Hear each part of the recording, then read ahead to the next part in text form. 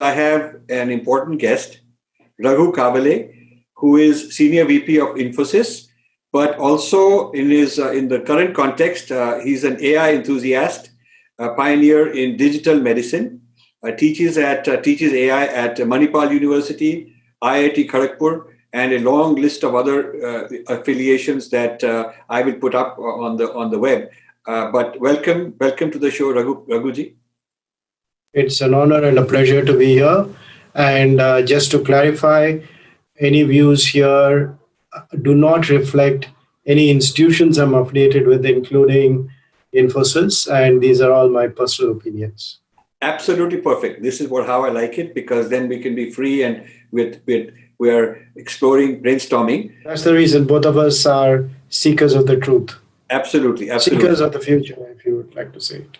So I wanted to start by saying that, AI is inevitable, and it's not a question of, do we want it or not? We obviously do want it.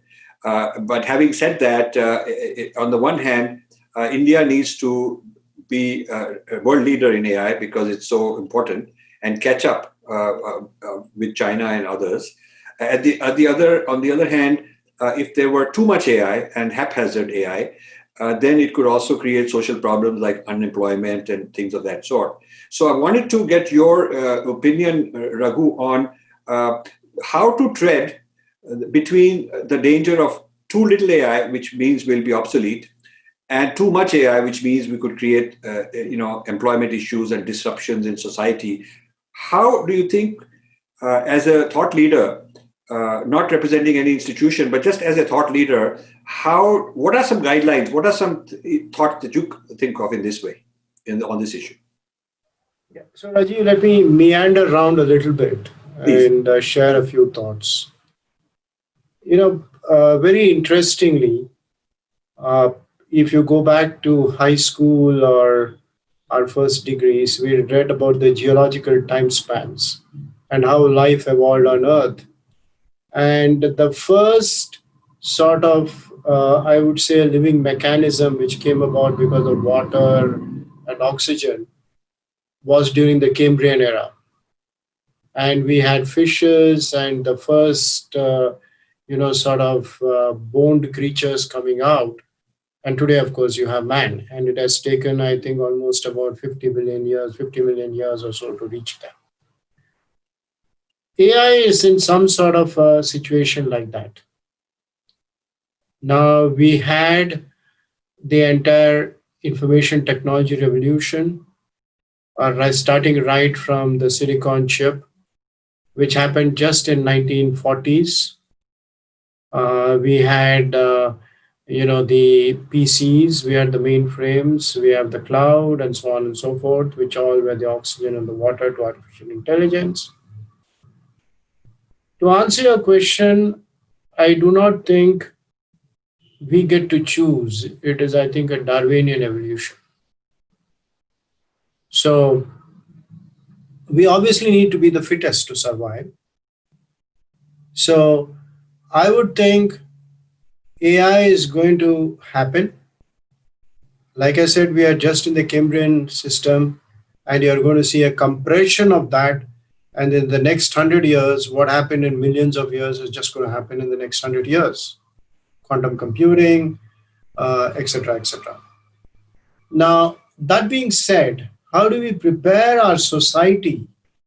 It's a wonderful question. So I'd sort of rephrase your question to say, how do I prepare the Indian society? Now, being a teacher sort of gives me a lot of insight into the minds of students.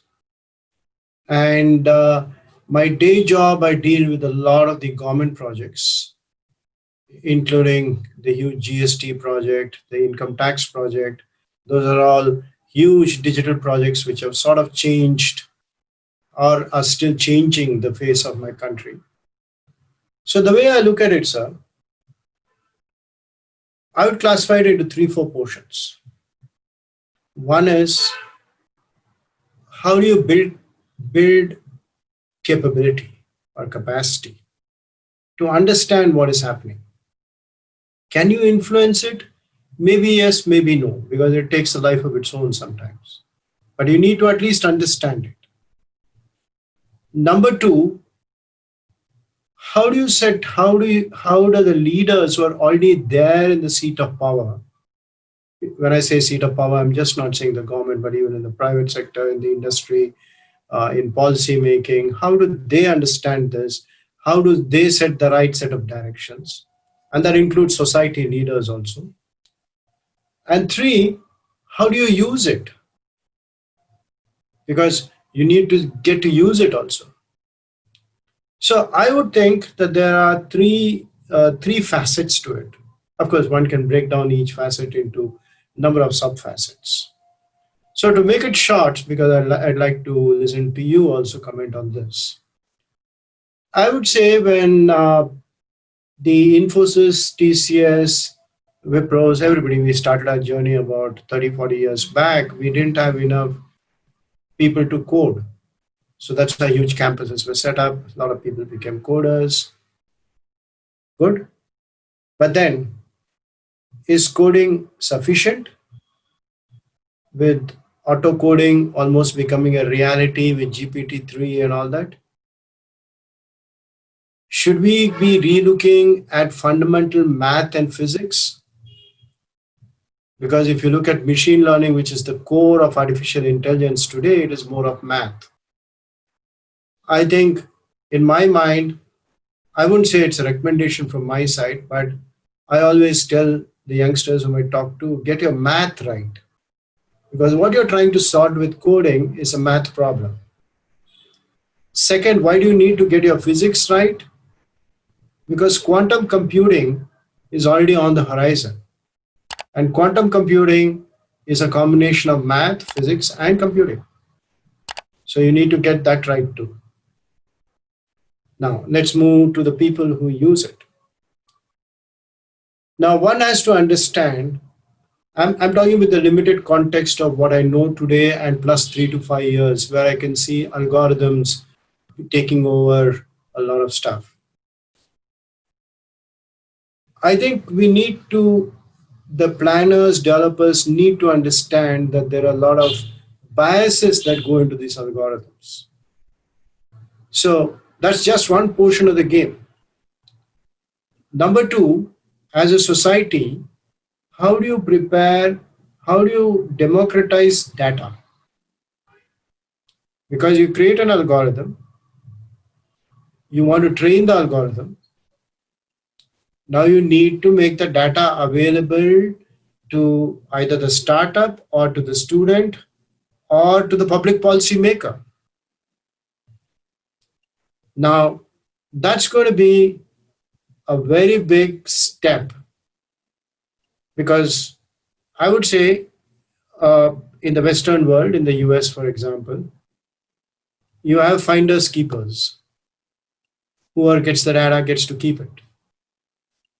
Maybe we need a more for the public good sort of an approach on data. Those are all conversations, like you rightly saw. I saw the blurb of your book. We need more conversation on that. Okay, because it's not very evident how this data is going to come into play when algorithms come into play. And lastly, how do you sort of use this? Because you are going to use it for very, very complex problems. And when you use it for complex problems, there are going to be limitations. Do you have the courage to overrule a recommendation by some artificial engine? I don't know.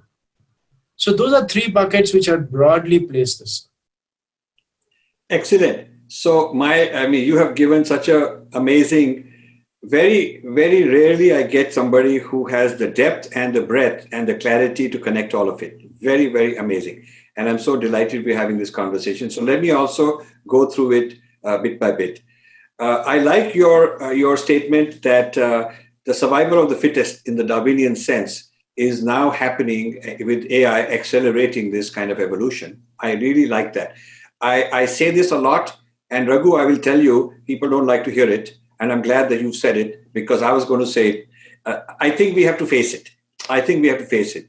So it's better we face it and then we deal with it, we brainstorm, rather than quietly some problems happen.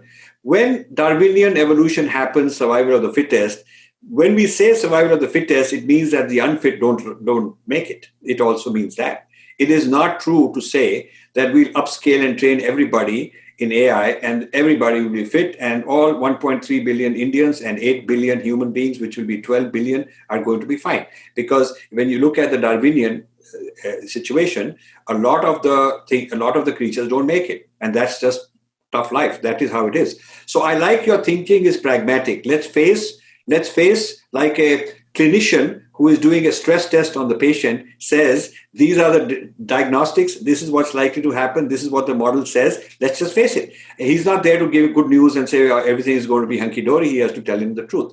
So as scientists and analytical people, both you and I have to make this point very clear, that AI is an accelerator of a Darwinian survival of the fittest kind of evolution, which will produce new species that will be much stronger, like Darwinian evolution does, and many of the ones that are not so fit will perish. And that is life. That is how life is. So I'm very glad we are on the same page on that.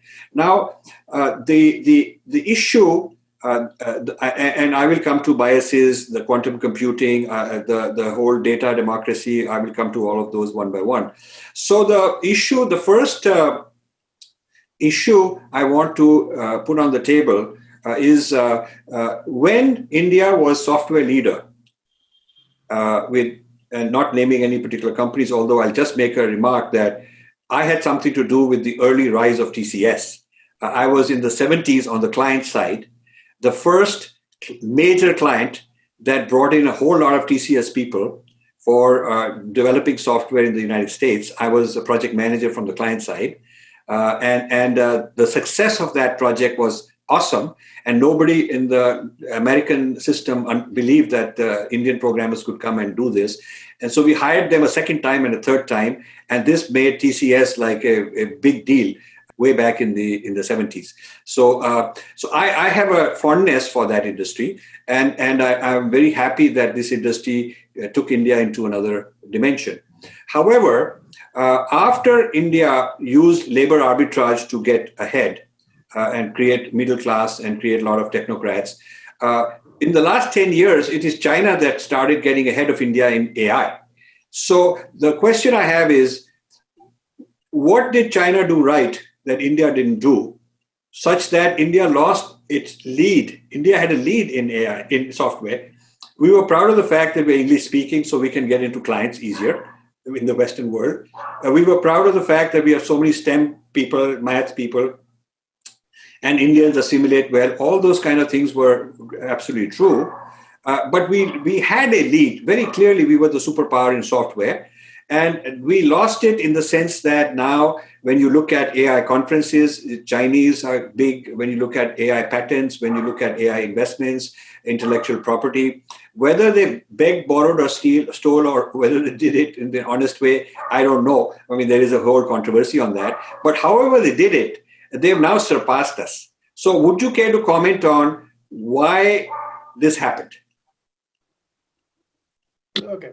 It's there are three portions in what you said, sir. First, in the Darwinian theory, I do believe that there will be winners and losers. Of course, there will be some, if you're not going to sort of adapt, you become a lesser being. Okay, for example, a charioteer who drove the horses the other day or the last century, possibly today does something for a petty sum of money on Marina Beach in Bombay. Okay. Right. So I would say, obviously, nobody will be eliminated. And one does wish that the 1.2 billion Indians and 8 billion people of the world, really all of them scale up. But then, yeah, as you said, Darwin is going to take its toll. Let me come to the second portion. Now, has China won the race for AI? I have a fundamental disagreement. The reason is that we really need to be a little, I would say, questioning of the data coming out. And patents are important. There's no doubt about it. certain things are important, and our friends, the Chinese, are fairly intelligent. But has the last word been written on the race for artificial intelligence? I'm not too sure, sir. Because in my opinion, it has just started. Okay. Obviously, there are certain systems, economic systems, where we like the United States have for-profit companies and need to invest in something which gives us the money here and now. Okay, which sort of constrains us against putting capital into what we think is 10 years into the future. Okay, so that's an economic model. Having said that, it's a question of whether forced allocation of capital and resources into something you see into the future is good, or a gradual movement towards that is good. Okay. Where I differ with you, sir, is that I think the way India is going, yes, we do need to make some strides. We do need to put some capital. We do need to do a whole lot of things. And we should always be paranoid. The famous book, Only the Paranoid Survive. Okay. And, but I would say that the race has just begun. And you're talking about a marathon, and you're judging us after maybe a kilometer into the marathon or a mile into the marathon. So, okay, I'm happy to hear, because I want optimism, and I'm in the same boat as an Indian. Uh, and I take this perspective that while China may be leading, is just 1 kilometer into a marathon, and so let's not be judged. We have good resources. So the shift. No, China also. more important, Dr. Sorry, I interrupted, Sure. Dr. Malhotra. More importantly is the economic model.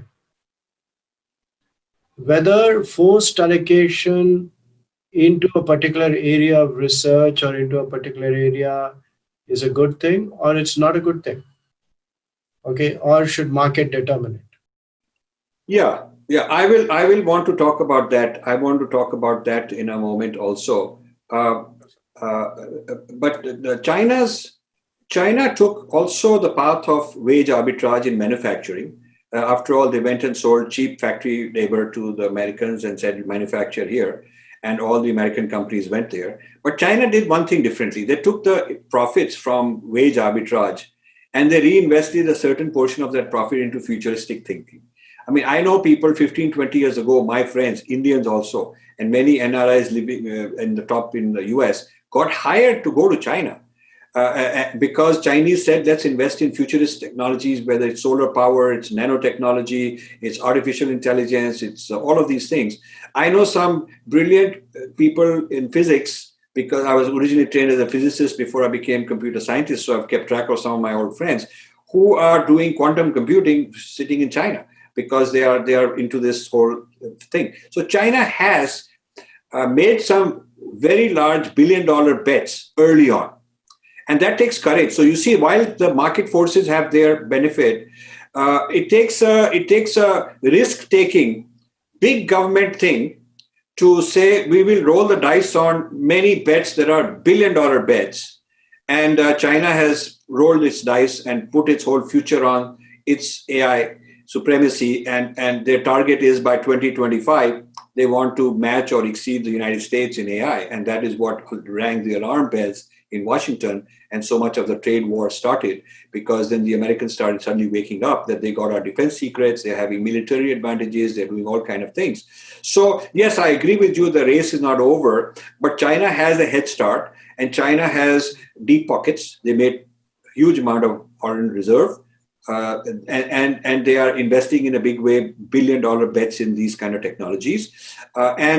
So we can't underestimate them, but at the same time, I have a lot of faith in the Indian brains. I think Indian brains are very good. It's a question of can we harness the Indian brains for made in India technology for Indian intellectual property. Right now, a very large percentage of the brilliant AI people go overseas and they work for, they're building American intellectual property. And the ones in India are working for, Microsoft and Google and all these kind of companies developing while the brains are Indian, but the intellectual property belongs to somebody else. So, how do you feel about the fact that traditionally India was the land of R&D in humanities and sciences, in places like Nalanda and many things, and we were the producers and exporters of knowledge, and that's what created a huge manufacturing economy and a huge prosperity. And now we are importers. We are importing technology. We import Rafael jets because it costs a lot of money, because those jets have the AI in it, multiple targets, and all those kind of things. So, how do you feel about this reversal, where instead of exporting technology, we become a net importer of technology? And to change this around requires infrastructure, requires very deep pockets, requires a change of incentive systems. How do you feel about that? So let me fill you in on something that's happening, which I can lead you through a few entrepreneurs, etc. And I'm talking purely of the city I live in called Bangalore, and I'm sure it's replicating itself elsewhere. In Bangalore, we have at the moment at least 20,000 startups. We have at least about 30 to 40 large homegrown venture capital companies, which have, by people who have benefited from the old IT wave, so to speak. The Azim Premjis of the world, Mr. Narayan Murthy, Mr. Mohandas Pai, Mr. Shivulal, Mr. Chris Gopalakrishnan. I know some of them, I don't know some of them. And a lot of them are focusing on artificial intelligence. In fact, you could go to LinkedIn and look at Stellaris. We ran a competition over the last 2 months called AI for Biz. That is AI for B2B businesses. We had close to about 108 applications, and we wanted them to be of some magnitude. And of course, we announced the winners. It's there on the social media. And this was run by Stellaris Partners, which is headed by a guy who's just relocated from the Valley to India. Now, the way I look at it, Dr. Malhotra, is yes, what all you said is true. But when I see the next generation, and many of these are boys who have just come out of IITs, maybe about less than 10 years back. And they went to the MITs and the Carnegie Mellons of the world. And some of them are Indian citizens but work in the Bay Area. Some of them have come back to Bangalore. Some of them have 1 foot here and 1 foot there. So the world of AI is sort of changing. We are looking, like Jim Collins says in his book, Good to Great. There is a lot of activity happening in AI, like something inside an egg, okay, which at some particular point in time will come out. Now, should we be doing more of that? Yes, obviously we should be doing more of that. Now let's come to the second portion. You said we have become a net technology importer. Yes, we have lagged behind in a lot of our manufacturing. I did spend my early decade of my life, my working life in manufacturing. It is rather unfortunate that due to combination of various reasons, one is the rise of China, our own labor laws, so a lot of things, we have not made as much stride in manufacturing. And it comes back to the point that anything that is manufactured, we obviously have to reach out to somebody. Hopefully, there are a lot of government programs that are going on, like Make in India, etc., which they should get corrected. But to answer your question, am I hopeful about the future? Yes, I am. I think the systems that two countries take will be different. One could be a centralized way where the government takes these huge decisions and says, I'm going to put a few hundreds of billions or billions of dollars behind something. Great. That's one system. Nobody argues whether that's right or wrong. India's system is a little more local. You have 20,000 startups in one city, each having maybe about $5-10 million worth of funding. Some of them will go on to become the next TCS, the next Infosys, the next Wipro, whatever. Some of them will fade away. Okay. So I think that's the path we have chosen. And as I said, the marathon has just begun. No, that's very good. That's very good. So, you know, with all the AI manpower India has, it's IBM who created Watson to sort of get ahead into the next stage, a product, which is, then the product has clout, then now you go to your bank clients and medical institutions and you give them Watson. I wish India could have done Watson.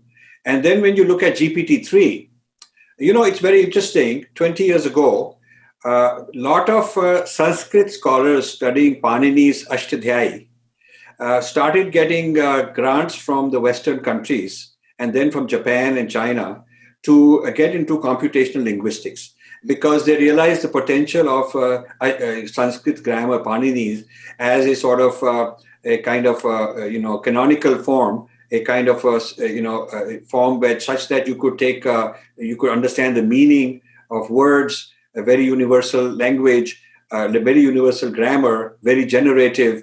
And then they thought that, okay, if you map a language, natural language, into this computational form, then you can translate it to something X, another language X, Y, and so on.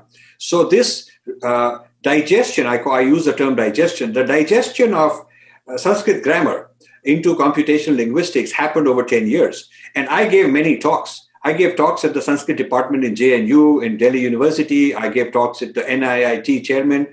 He invited me once. And I said that, look, the future, one of the future, big, killer apps will be a natural language translation and understanding meanings. And this is all, the engine inside is Panini, and people don't recognize it. Now, of course, it is Panini modified, morphed, and all that. But a lot of the inspiration and original ideas came from there. So it's a shame to me that the civilization that had so much we did not adapt it and make the applications ourselves. We did not come up with the game-changing natural language translations apps ourselves. We did not do the GPT. We let others do it. And GPT is just one example. I mean, Google and Facebook and Microsoft, they all have their equivalents of the GPT. So here is an example of innovation where we missed the boat. And this is a very recent example. And this is an example where, we had the real DNA of this whole system right in our own Sanskrit. And I think that it has to do with not connecting the dots and not putting things together. Like maybe the Sanskrit scholars are sitting in a cocoon and they are doing something of their own. And maybe the tech guys are doing somewhere else. Although I know a lot of AI people who are Sanskrit scholars. I mean, they're Sanskrit scholars too. And so I wonder, the same brain has got the Sanskrit and has got this AI. But we are happy to. I know people. One of the top guys who was chair of Sanskrit in JNU at that time, very proud that he spent all his life going from this Western country to that Western country. They're picking his brain, they're doing seminars, they're recording him on basically Panini's grammar. And the audience that is sitting there not interested in learning Sanskrit per se, they're interested in developing computational linguistics. What do you think of this lack of innovation? Because this would not require capital. This required channeling and required good, far-sighted, people with research saying, okay, let's take a certain number of people and pioneer in computational linguistics. And then we license it to everybody. We let all those Microsoft guys license it and pay us royalty for a change. What do you think of that? That's a brilliant idea. I do believe in Sanskrit. I myself dabble in it. In fact, I'm working on something which is trying to make connections. As you said, it's a canonical language. There is a lot of math hidden in it. So, Dr. Malhotra, if you look at it very interestingly, and I'm going to delve a little bit into Hinduism right now, you have the Upanishads, you have the Vedas, you have the Gita, you have the Vishnu Sahasranam, you have whatever. Now, each one of this is obviously, there is some form of meaning in all of these things. Okay. Now, obviously, AI is also going to help us. AI is also going to extract some meaning out of it. AI is also going to take that as the root language. Okay. Now, the fact is that there are a few groups, and I am associated with one of them in Manipal University itself. And of course, there we are working on the saint philosopher from Udupi who established the Krishna temple. We are working on his works, but that doesn't mean that it's restricted to his works. But we are trying to find the linkage through the canonical language. Now, having done all that, I think there is a lot of sense in what you just said. I do hope that with changing times, we sort of look at that into the future and say that this is the way to go. No, that's wonderful. Wonderful. This itself is makes the whole conversation worthwhile, because when I meet a kindred spirit, it is such great pleasure for me. Now, the one thing that I want to take a point you made earlier regarding central planning and allocation of resources versus decentralized. When I came to the United States as a doctoral student in physics, and then I switched to computer science in both fields, my professors had defense contracts. And they wanted me to get a government security clearance, which I did, so we could go to the Pentagon and this and that. I remember as a young student, and all our students were associated with some professor, and he was involved in some kind of a big defense contract. So we were so excited that education is not just reading and learning, but it's also research and investigating and being part of a team, and they're doing something very futuristic. I see that lacking in India. There's a small amount maybe, but I think the US government has been an enabler and has been a force multiplier of R&D throughout America. And I want to talk about something I would call there is something known as the military-industrial complex. Eisenhower coined that term. I would add another thing to the hyphen academics. I would say military-industrial academic complex in the United States is very strong and one of the success factors. And China has replicated that. So in any major university, the postgraduate students are in working with a professor, and he's likely to have some kind of government contracts, defense contracts. So, when you think about it, the internet was started by the DARPA, the Defense Advanced Research Project Agency. It was called DARPANet. And then they dropped the D, they called it ARPANET. And I was an ARPANET user. I tell people the year in which I was using internet, and they're saying, oh, you're a fool because there was no internet then. Well, it was not called internet. It had not been privatized, but it was available, the same thing, same protocol. So besides that, they invented fiber optics. When I was in ITT as a corporate vice president, there was a Chinese gentleman with the adjacent office next to mine. He was pioneer of fiber optics, and he got the Nobel Prize. He's one of the 2 or 3 who shared the Nobel Prize for fiber optics. And this was a Defense Department grant that we had. The semiconductors, chips made in Bell Labs, and then all over the industry were defense contracts because they wanted to miniaturize for the space program and whatever else. Night goggles. ITT, we had a patent on night goggles for the Defense Department. We had speech recognition because the cockpit of the F-16, the pilot had to have his hands free. So he could do things with his hands and give voice commands. So there was a huge amount of research we had on speech recognition. So driverless, in fact, more recently, driverless vehicles, it was a DARPA project. DARPA started a competition open to everybody. And so people from Carnegie Mellon, people from Stanford, MIT, all these kind of places, they made teams, sort of like Formula One. But this was to drive across the Mojave Desert from one point to the other in a driverless car, and then they would have winners. The first year they did it, not a single car went more than couple hundred feet. It all crashed, But then next year became much better than much better. So DARPA seeded this whole thing. Now, besides government academic collaboration, there is a huge government industry collaboration. So you look at all the McDonnell Douglas, and you look at Boeing Defense, and you look at IBM has government defense kind of a division. I mean, all the big tech giants have got divisions, huge divisions that are classified Department of Defense kind of work. And so the defense people, looking one or two generations way ahead and on a speculative basis, throwing money on huge bets, are also enriching the academic world on one side and the private industry on the other side. And then to connect the three parts of the triangle, the other link is between academics and industry. So you'll also find a lot of people in the academic world in the United States who have business contracts, corporate contracts in pharmaceuticals, in computers, in all kinds of things. So if you look at the triangle, military, industrial, academic complex in the United States, if somebody asked me what are some of the big success factors why United States is so ahead in technology, I would say this triangular relationship is one of them. Whereas in India, they're separate silos. The DRDO is separate on its own, and they hardly ever, maybe rarely, sometimes do work with the industry, but it is low tech. They have the manufacturer stuff and so on, and hardly ever with the industry.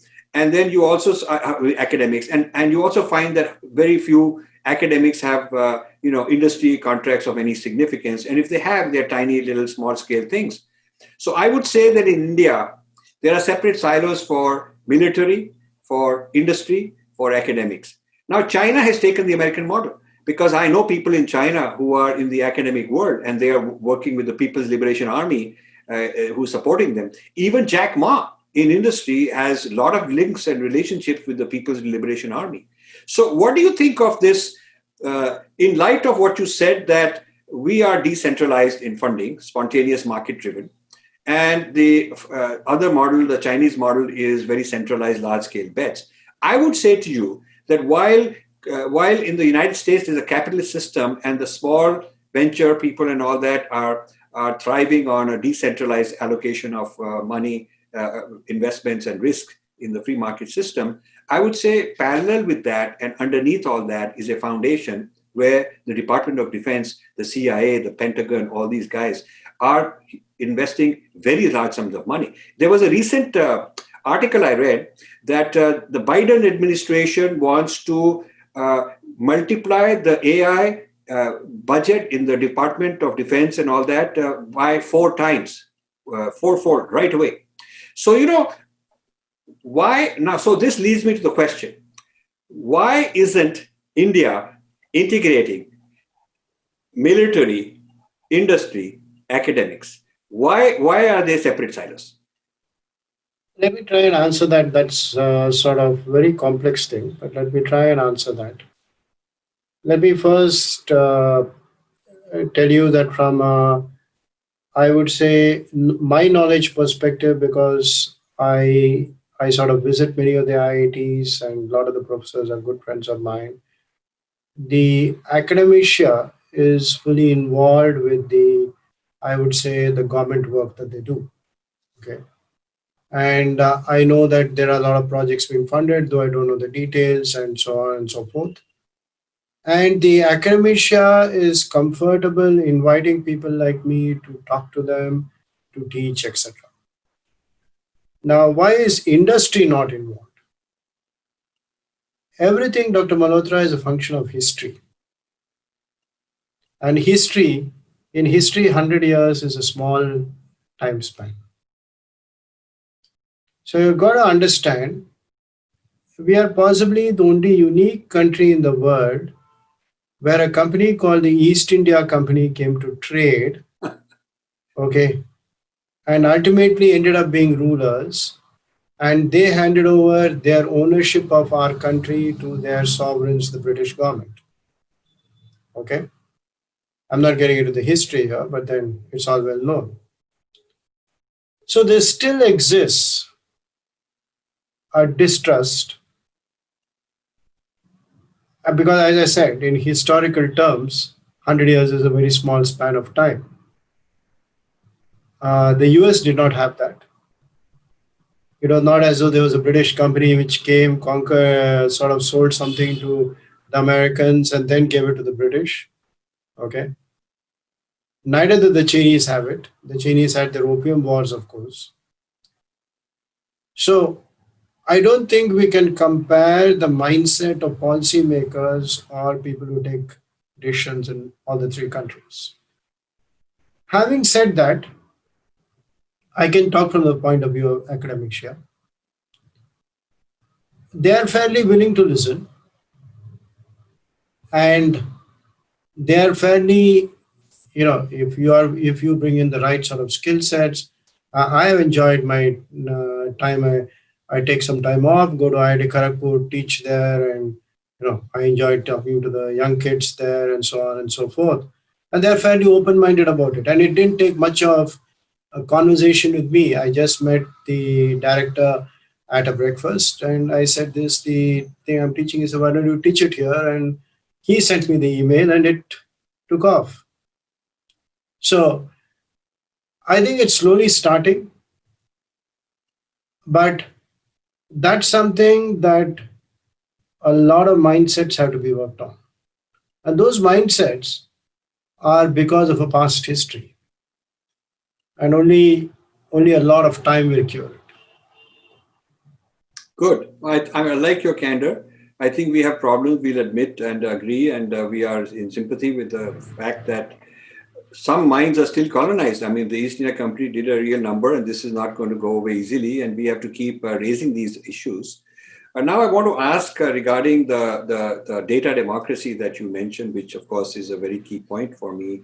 The data democracy, what troubles, and for benefit of viewers, what Raghu is saying is so important. Who owns the data? Is it anybody who captures it, owns it? In which case, we don't have proper property rights, because certainly somebody cannot capture somebody's jewelry or somebody's property and be a squatter and say it's mine. But in the case of data, that seems to be the case. So the debate has started very serious way in the United States. Google, Facebook, Twitter, all these guys are brought on Capitol Hill, congressional hearings. They're really grilling them.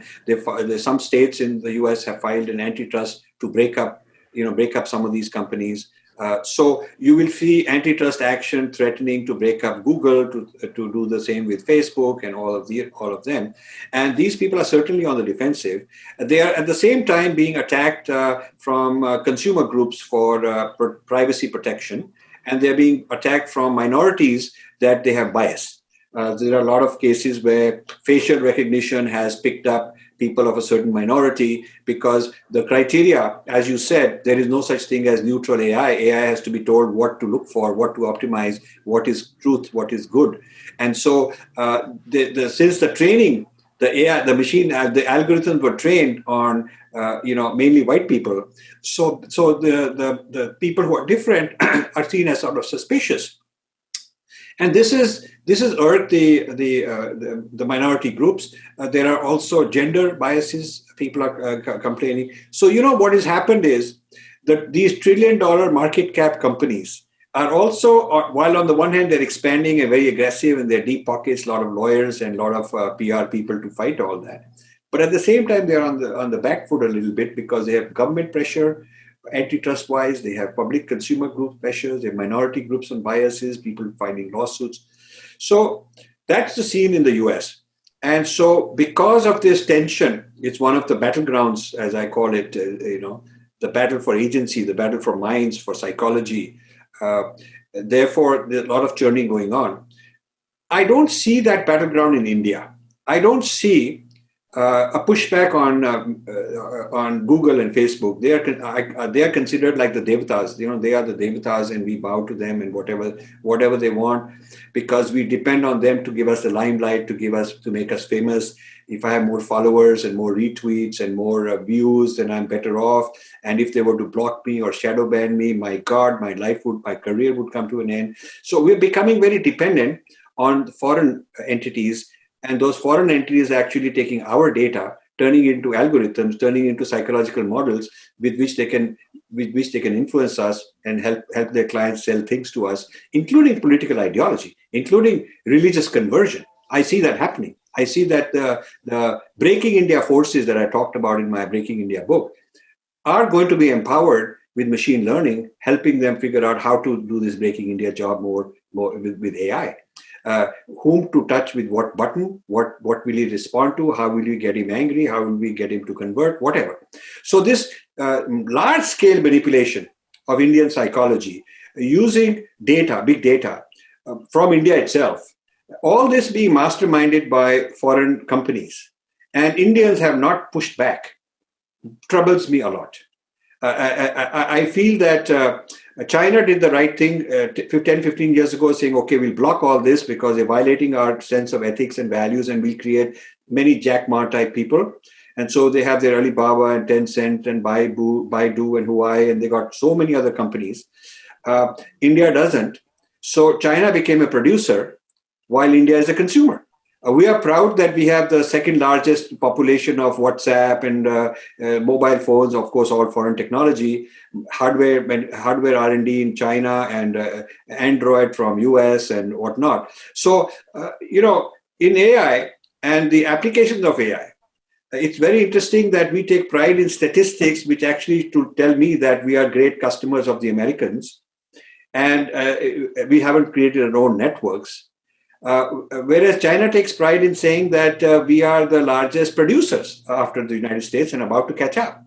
So what do you think of the dependence on foreign social media, helping them train their machine learning with our data, becoming dependent on it? I see that as a national security risk. What do you think? So there is, I think, Dr. Malhotra, you might not have been following the data privacy bill. I have, which excited quite a lot of controversy, right, to the extent that the President of the United States, when he was here, the previous person, Mr. Trump, when he was here last year sometime, had to have a conversation on that. And I know that that is not something that many of the players outside India like. Okay, that clearly demarcates data which should be stored in India, and that clearly says what sort of data can be stored in India, what sort of data has to be copied, what sort of data has to be given. Now, so I would think there are again two ways of handling a problem. One is doing it in a style which is debated,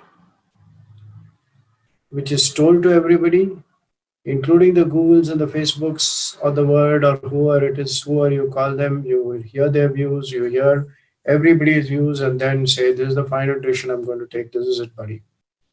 So that's what we are doing. That's good. And so I would think that from a data perspective, I would think that we are there. Now, as far as some of these corporations are concerned, yeah, they could be headquartered in the United States, but Google is headed by Sundar Pichai. Yes. Okay. Microsoft is headed by Satya Nadella, and IBM is headed by Arvind Krishna. And if you look at it, the technology itself, excepting for certain higher levels of technology, yes, we respect international patents, so on and so forth. But can the technology tomorrow be replicated as an Indian one? Yes, it can, possibly. Because a search engine is a search engine. But at the same time, you have two ways that you can live life. You can live life like one of the countries you're mentioning, saying, we are living by our rules, we'll be what it is. Or the second way is saying we are integrating with the world, and through that, we sort of become one with the world. I guess my nation has chosen the second option, which is not a bad option. It may have in the marathon, in the first kilometer, show you as possibly not the front runner. But there's this famous philosopher who said, when asked in 1950 about the French Revolution, I mentioned 1950 because we should listen to his answer. He says it's too early to say. Yeah, good. Interesting. So there is a strategy. There's a strategy in saying, yes, we recognize the fact that we need to own our data. But yes, we are not a country which says we don't get up on one side of the bed and say on one day we say, you know what, we got to ban every guy, we don't have to give our data. We say we are going to bring a law, it's going to be debated in both houses of our parliament, it's going to be put up on the net for everybody to comment about it. You Google or you Facebook or you whoever it is, WhatsApp, are free to come and comment. Okay. Now we did that. Secondly, there are many apps which are coming up which are equally powerful. As I told you, the 10,000 startups, there are many apps. So I don't think it is as much as a national security risk as much as not developing capability. What you asked me about, maybe I don't know how long we have been, about 30 minutes back or 45 minutes back, you asked me what are the three things I said. The first thing I said was capacity building. I think not building capacity is the risk. Let me just take you through recent history, not very past history. Okay. There have been many IT companies which were the flavor of the season. There was a digital corporation, no longer there. There's XYZ, no longer there. Okay. What happens, especially in the field of technology, is it moves at the speed of light speed. I would bother if I do not have Indians who know how to manage technology, who know how to create technology. That would be a big botheration for me.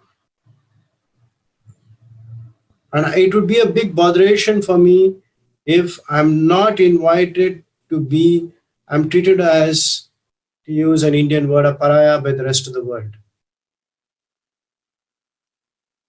Sir, if I need to want to sit at the high table, I need to be invited to sit at the table first. And I need to be invited. So I think it's two different philosophies. Again, it's too early to say. Yeah, it is too early. I agree with you. But I do want you to know that I followed Chris Gopalakrishnan's work in this area of data rights and all that. I have a tremendous respect for him. I think he's the right guy. In fact, I mentioned also that, with people like him involved, there is tremendous hope. But as you said, these policies are still being debated, formulated. They'll have to be enacted, then they'll have to be enforced. So it will take some time, and we should give it its due. One By final the way, thing. he's a mentor of mine. Oh, fantastic! He's a mentor of mine, and he's also a well-wisher of mine. So Yeah, no. I don't know him. I would like to get to know him, but I have tremendous respect for him based on everything. I follow him, and I have a tremendous respect for him. So that's an example of a very solid person that is on the government team. My final thing, a couple of things I want to bring out. One is that in the midst of all these things, do you feel that India is overpopulated, considering that one of the things that this Darwinian acceleration with AI will do is to, empower humans to be augmented with newer levels of technology such that you need fewer people to do the work. And so if India had fewer people, it would be better off. read the Economic Survey of India, Chapter 6 of 2019. Okay. That shows you the demographic trends. The total fertility rate in Kerala is today 1.2, which means only one among every five women in Kerala has two children. And it is below replacement rate. The TFR in Tamil Nadu is 1.4, which means it is again below replacement rate. As a country, our TFR is about 2.1, which is just about replacement rate and is dropping. Okay. And of course, it is across, I'm talking of an average. Okay. So which essentially means that we are going to reach the peak of our population, which we are supposed to reach in 2030. That's going to be reaching by 2025 and then going to start dropping. Okay. Now, this has been achieved by natural means. It has not been forced. Economic progress, so on and so forth. And it has also been achieved by some amount of investment into healthcare. Like if you look at infant mortality ratio is possibly 9 in the District of Kollam, which is possibly the lowest in the country. So I would say by the time these technologies catch up, you wouldn't have that population problem. Having said that, yes, there is going to be an irrelevancy of some jobs. And that irrelevancy is going to create some degree of social distress. I read your battleground number 4. Okay. And that I think is a very interesting topic for conversation, because before AI came, you were a man of some substance. Maybe you or I were a man or woman or somebody of some substance. When AI comes in, your job becomes a little less relevant. Now that's something which is very rightly put. I think it's your battleground 4. Am I right? Yes. So that is something which is debatable. That is something which requires new thought to go in by thinkers like you into new models of governance. And I don't think so we should shy away from the historical fact that the Western ideal of democracy, liberalism, etc., is what we have conceived, and it's held its own after World War One and World War Two, and well, it had its uses. But when there is an algorithmic engine which does a lot of things, what should be the system of governance? And what should be the sharing of resources? Do market forces still hold good? Do economic theories of wages, market forces still hold good? Those are things that your book is. I'm just waiting to read your book. I have spent most of my life pursuing yoga, meditation, different practices for raising consciousness. Let's say the spiritual path. Now, this spiritual path, according to our tradition, is inward, looking for Anand inside rather than outside, looking for unity. Yoga is unity, unification. So unifying the self, the real self, not this body that needs gratification, but the real self, and this neti to everything else that is material and bodily. And this taking me inside, which is what I experienced, and thanks to my guru, that is what in the early 90s led me to give up all my for-profit and corporate career and chasing and all that to pursue this new work that I did ever since on a full-time basis. So I'm deeply committed to that. Now, reconnecting in the last 4 or 5 years, reconnecting back with AI, which was my graduate student days topic, I'm learning that the present generation of youth are with augmented reality goggles, looking for external gratification, wearables. Elon Musk and the military in the US are creating implants where you'll be able to simulate various feelings. So if you are having PTSD as a soldier, they want to cure it, they will push in some button and you will imagine you're on the beach and everything is great. If you have bipolar, then they can fix it with some nice feelings to replace the bad feelings. There'll be fantasy vacations, fantasy entertainment. So the surveys of the young people and I've done my own surveys also, indicate that the reason these companies have become $1 trillion market cap with huge PE ratios is partly because it's not because of 5G and some new iPhone and all that, but because they are now going to promise, they're now going to develop AI-based products that will take the mind. Rather than going inward, the mind will go into this gratification, that gratification. I may be able to enjoy chocolate without having to eat it just because they'll hack my brain, make me think I'm eating chocolate. With augmented reality, I'll be enjoying a dinner with my favorite, celebrity, although that won't be physically the case. So this world of fantasy, this world of make-believe, this artificial world with artificial gratification, I see it as moving the person in the direction away from yoga. I see this as rather than the unifying self and rising above the biological machinery, which is what our body is, rather than rising above the biological machinery into the adhyatma deeper and deeper, this is going to actually, the quest will be chase this deal, get that app, sign up for this streaming service. In other words, the external materialistic biological model usurping the spiritual quest of higher self. Now, in my book, I call it algorithm versus being. This is the clash of civilizations. Algorithm being the external AI-based thing, getting smarter and smarter, hacking into my life and giving me all the joys. So I don't need to meditate. In fact, some of the people told me, listen, what the yogis did in decades, we'll just be able to put a chip in you and just do it. So this is an obsolescence of yoga, and it is an obsolescence of the whole spiritual path. Now, there's two ways to look at it. This takes us full circle to the way we started, the Darwinian. The Vedantic way is that, this is all Maya within Maya. In the world of Maya, they created another level of Maya.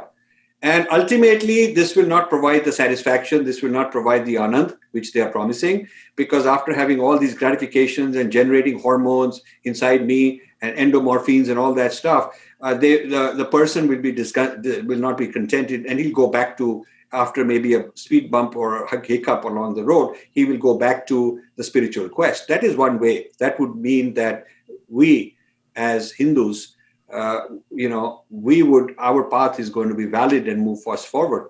As far as I'm concerned, I'm moving that direction anyway, regardless of what they tell me. The other possibility is that this is a Darwinian thing going on, and while according to this, humankind's most ultimate accomplishment, which is AI crafted artificial experiences, is going to take over in such a way that it will obsolete the whole quest of the rishis. So now you'll have this artificial rishi kind of a thing, where anybody who has enough money can subscribe to some new Amazon program, so many dollars a month, and get those kind of experiences without having to do any tapasya. So I see this as the real debate that I want to start. And very few people like you I can talk to who have this understanding on both sides. So what do you think of this? Okay. I have a very strong view on this, sir. Okay, so since I also read a lot of mythology, there have been times at least in Hindu mythology, when gods or powerful human beings, whatever you would like to call them, have created illusions. Coming 25th of December is the Gita Jayanti or Vaikuntha Ekadasi. But if you read the original version of the Mahabharata, Vyasa's, the Sanskrit version, why didn't other people attack Arjuna and Krishna, and why did they allow them to speak for those 2-3 hours? Because the Lord, Sri Krishna, I call him the Lord Krishna created a Maya. Yes. So he created an illusion.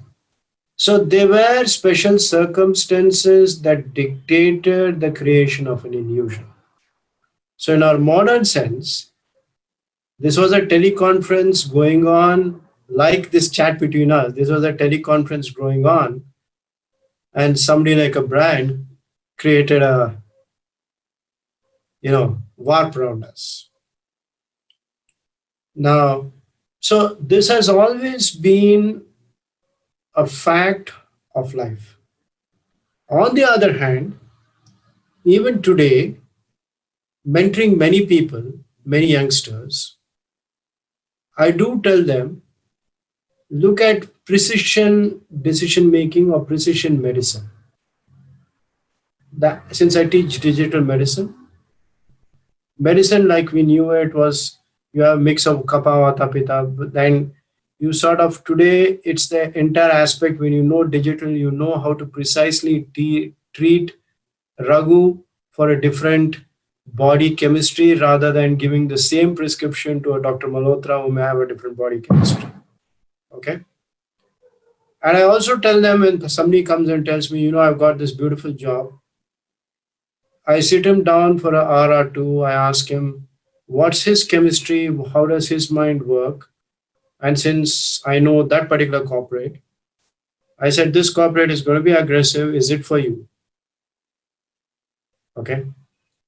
So the person who is more contented, the person who looks within himself, the person who is able to understand his inner self, is physically, mentally a much more forward-looking individual.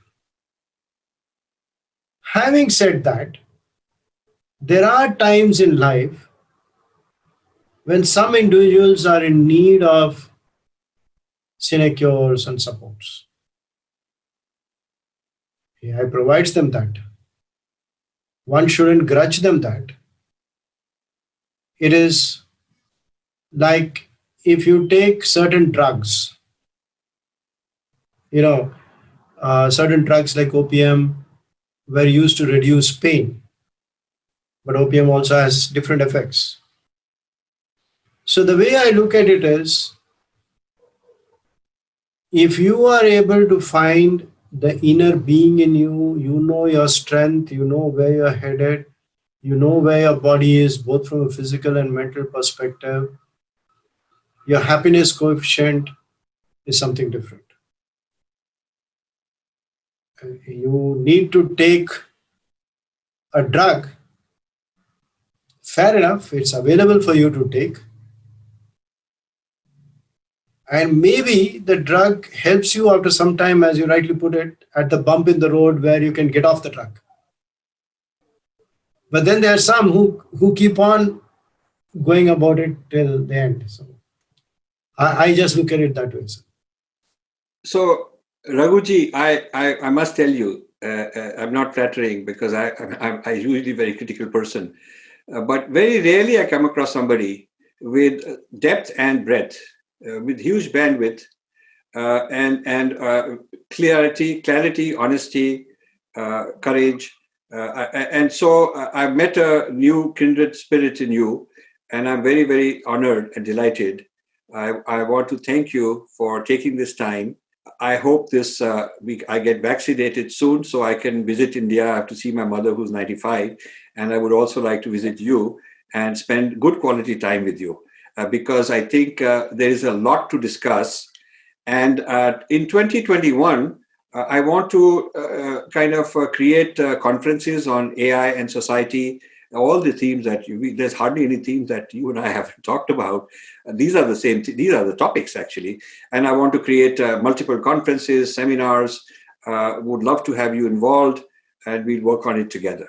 So to close, I want to tell my viewers that this has been a real delight for me. And I see him as a friend in this journey on many levels, as a Hindu, as an AI person, as a lover of India, as somebody very concerned about these issues and I want to talk about them openly. So thank you very much and namaste. Thank you. Thank you, sir.